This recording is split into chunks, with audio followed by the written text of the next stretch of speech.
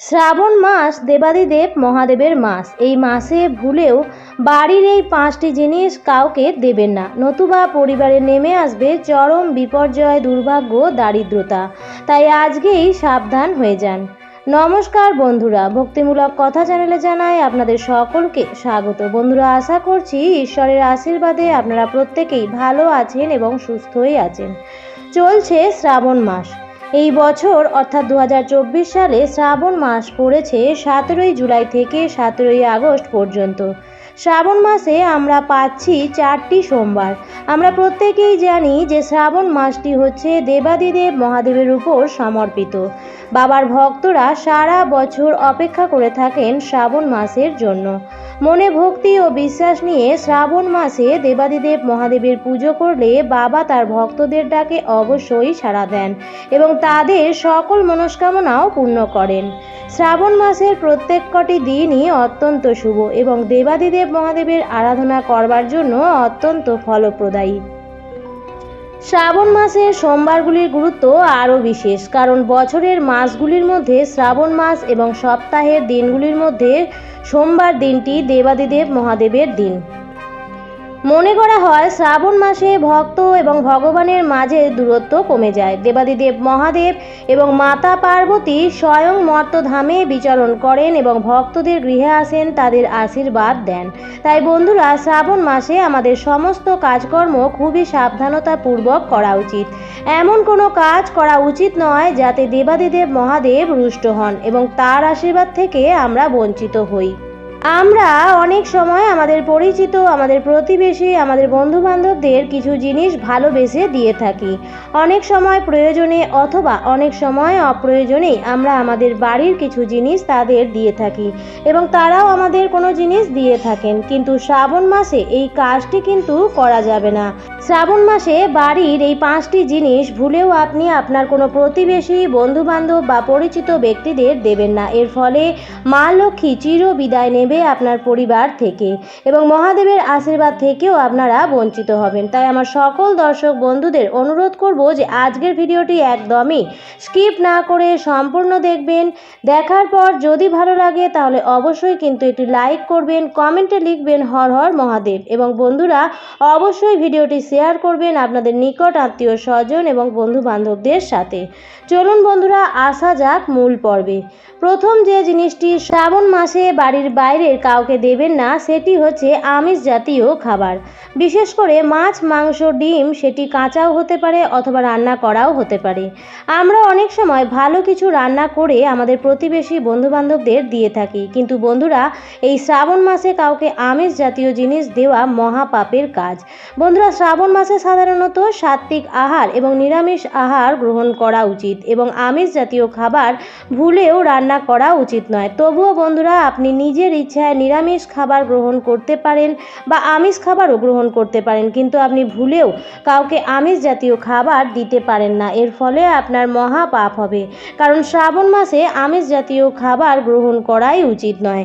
বন্ধুরা, আমিষ জাতীয় খাবার এই মাসে চৌকাঠ থেকে বাইরে বার করা বা চৌকাঠ দিয়ে ভেতরে ঢোকানো কিন্তু খারাপ বলে মনে করা হয়। এই মাসে দেবাদিদেব মহাদেব ভক্তদের গৃহে আসেন।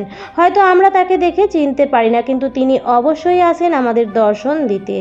আমরা সাধারণ মানুষরা সাধারণ চোখে সেই অসাধারণ জিনিসকে দেখে চিনতে পারি না, কিন্তু বন্ধুরা মহাদেব কিন্তু তার প্রকৃত ভক্তর বাড়ি অবশ্যই আসেন। তাই শ্রাবণ মাসে নিজেও আপনি আমিষ জাতীয় খাবার খাবেন না এবং কাউকে আপনি আমিষ জাতীয় খাবারও দেবেন না। আমিষ জাতীয় খাবার দেওয়ার মানে হচ্ছে আপনি তাকে আমিষ জাতীয় খাবার খেতে বলছেন এবং যেটা করা একেবারেই অনুচিত। তাই বন্ধুরা, শ্রাবণ মাসে ভুলেও আমিষ জাতীয় খাবার আপনি কাউকে দেবেন না। সেটি রান্না করা হতে পারে অথবা কাঁচাও হতে পারে। দ্বিতীয় যেটি শ্রাবণ মাসে কাউকে দেবেন না, কেউ চাইলেও দেবেন না, সেটি হচ্ছে আপনার ব্যবহার করা সিঁদুর। বন্ধুরা, আপনি যে জায়গা থেকে নিত্যদিন সিঁদুর পরেন সেটা শুধুমাত্র আপনার অধিকারের জায়গা। তাই বন্ধুরা, সেই সিঁদুরের জায়গা থেকে আপনি কাউকে ভাগ দেবেন না। দরকার পড়লে আপনি তাকে সামান্য অর্থ দিয়ে সাহায্য করতে পারেন যাতে সে তার প্রয়োজনীয় জিনিস কিনে নিতে পারে। কিন্তু বন্ধুরা, আপনি আপনার নিজের সিঁদুরের থান থেকে কাউকে সিঁদুর দেবেন না। মনে করা হয় শ্রাবণ মাস হচ্ছে হর পার্বতীর মিলনের মাস। তাই বন্ধুরা, শ্রাবণ মাসে দেখবেন অনেক সময় মন্দিরে হর পার্বতীর বিবাহ দেওয়া হয়। বন্ধুরা, শ্রাবণ মাসে এই সিঁদুরও হচ্ছে স্বামীর এবং সৌভাগ্য এবং আপনার সুখের প্রতীক। তাই বন্ধুরা, সেখান থেকে ভাগ আপনি কাউকে দেবেন না। এর ফলে আপনার স্বামীর অমঙ্গল হবে, আপনার ভাগ্যে দুর্যোগ ও দুর্ভোগ নেমে আসতে পারে। বন্ধুরা, শ্রাবণ মাসে আপনি সিঁদুর বাদ দিয়ে সাজ সিঙ্গারের অন্যান্য জিনিস যেমন চুড়ি, টিপের পাতা, ওড়না ইত্যাদি মন্দিরে দিয়ে আসতে পারেন। কোনো শিব পার্বতীর মন্দিরে আপনি সাজ সিঙ্গারের সামগ্রী দিতে পারবেন, সেটি অত্যন্ত ভালো। কিন্তু আপনি যে কোনো মা লক্ষ্মী এবং নারায়ণের মন্দিরেও সাজ সিঙ্গারের সামগ্রী দিতে পারেন। শ্রাবণ মাসটি হচ্ছে সিঙ্গারের মাস। এই সময় সবুজ শাড়ি পরা হয়, সবুজ রঙের চুড়ি পরা হয়, হাতে মেহেন্দি লাগানো হয়। যারা সৌভাগ্যশালী অর্থাৎ বিবাহিত মহিলারা, তারা হচ্ছে সর্বদা এই মাসে সাজ সিঙ্গার করে এবং নিজের স্বামীর পয়সায় অথবা নিজের উপার্জিত পয়সায় সাজ সিঙ্গার আপনি করুন, অথবা অন্যান্য সধবা রমণীকেও আপনি সাজ সিঙ্গারের জিনিস দিতেও পারেন, কিন্তু কখনো সিঁদুর আপনি দেবেন না। এটি দিলে আপনার ভাগ্যে কিন্তু তার ভাগ চলে আসবে।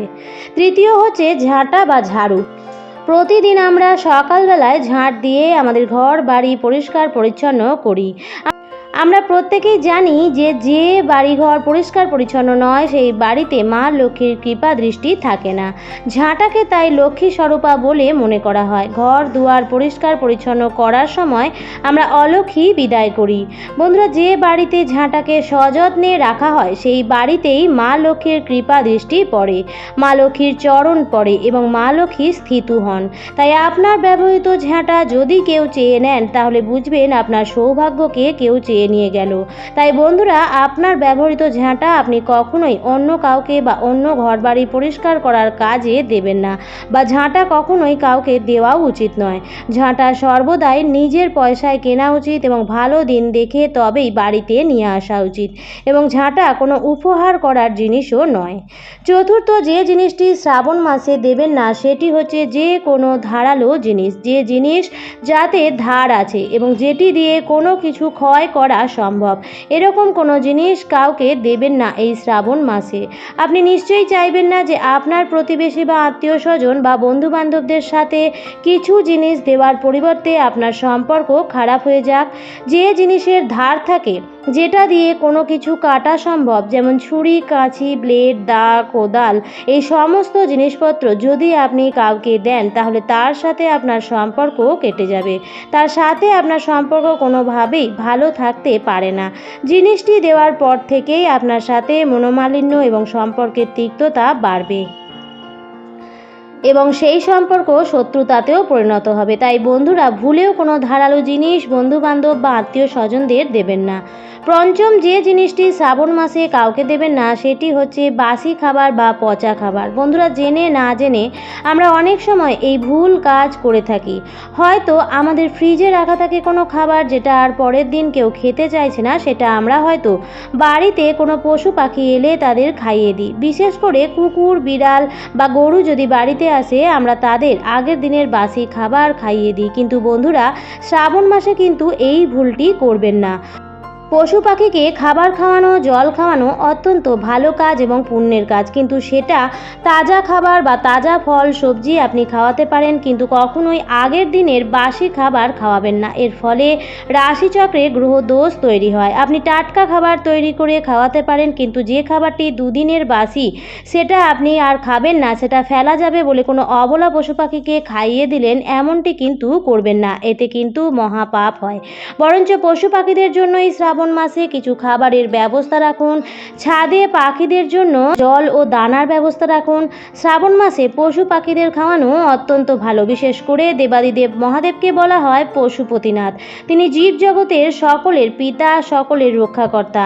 তিনি সকলের ভালো চান। দেবাদিদেব মহাদেবের একটি বিশেষ রূপ আছে ভৈরব, কাল ভৈরব, যার বাহন হচ্ছে কুকুর। বলা হয় যে কাল ভৈরব যদি সহায় থাকে তাহলে যে কোনো অসম্ভব সংকটও টলানো সম্ভব। যদি আপনার কারোর কোনো দুর্যোগ বা অ্যাক্সিডেন্টের যোগ থাকে সেটিও কাটানো সম্ভব। তাই প্রতিদিন সকালবেলায় উঠে প্রথমে রুটি বানিয়ে সেই রুটি গোমাতাকে এবং কুকুরকে খাওয়ানোর ফলে আপনার পুণ্য হবে এবং পশু পাখিদেরও পেট ভরবে। আজকের পর্বটি আমি এখানেই শেষ করছি। আশা করছি আজকের ভিডিওটি একটু হলেও উপকারে লেগেছে। ভিডিওটি থেকে যদি ভালো লেগে থাকে তাহলে অবশ্যই ভিডিওটিতে লাইক কমেন্ট শেয়ার করবেন বন্ধুরা। আর যদি চ্যানেলে নতুন হন তাহলে অবশ্যই চ্যানেলটিকে সাবস্ক্রাইব করে আমার সাথে থাকবেন। দেখা হবে পরবর্তী নতুন কোনো ভিডিওতে। ভালো থাকবেন, সুস্থ থাকবেন। ধন্যবাদ।